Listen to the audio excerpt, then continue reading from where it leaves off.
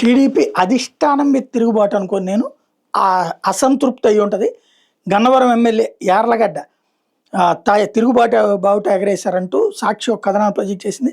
కృష్ణా జిల్లా గన్నవరం మండలం బుద్ధవారంలో ఆదివారం జరిగిన సభలో పార్టీ అధిష్టానం బహిరంగంగా విమర్శలు చేశారు.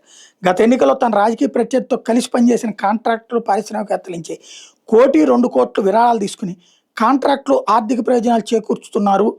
ఇప్పుడు ప్రతివాడు టీడీపీ అంటున్నాడు. పార్టీకి సపోర్ట్ చేశామని ఇప్పుడు చెప్తున్న కొంతమంది నేను గన్నవరం ఇన్ఛార్జిగా బాధ్యతలు చేపట్టిన తర్వాత ఎప్పుడూ కలవలేదు. గన్నవరం విమానాశ్రయం కాంట్రాక్ట్కి సంబంధించి కేఎంఈ ప్రాజెక్ట్ నిర్వాహకులు ఎవరో కూడా నాకు తెలియదు. ప్రత్యర్థికి పనిచేసిన వాళ్ళకి కాంట్రాక్ట్ రావడానికి తీవ్రంగా ఖండిస్తున్నా. పార్టీ గెలుపు కోసం నేను యుద్ధం చేసి నా రెక్కల కష్టం ఖర్చు పెడితే మీరు ఇలా అవమానాల పాలు చేస్తే నేను ఎట్టి పరిస్థితుల్లో ఉపేక్షించేది లేదు. నా ప్రత్యర్థులతో కలిసి పనిచేసిన పారిశ్రామికవేత్తలకు పెద్దపీట వేయడానికి ఒప్పుకోనంటూ హెచ్చరించారు. నా ప్రత్యర్థి మీద యుద్ధం చేసినందుకు నాకు ఇచ్చే గిఫ్ట్ ఇదేనంటూ ప్రశ్నించారు.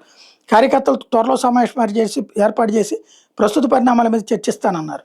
ఇక్కడ మరి ఆయన ప్రత్యర్థి ఎవరు? వంశీనే కదా వైఎస్ఆర్ కాంగ్రెస్ పార్టీకి వెళ్ళింది. అంటే వంశీ చెప్పిన వాళ్ళకి అక్కడ పనులు అవుతున్నాయి అన్నటువంటిది ఈయన మాట్లాడుతున్నమాట.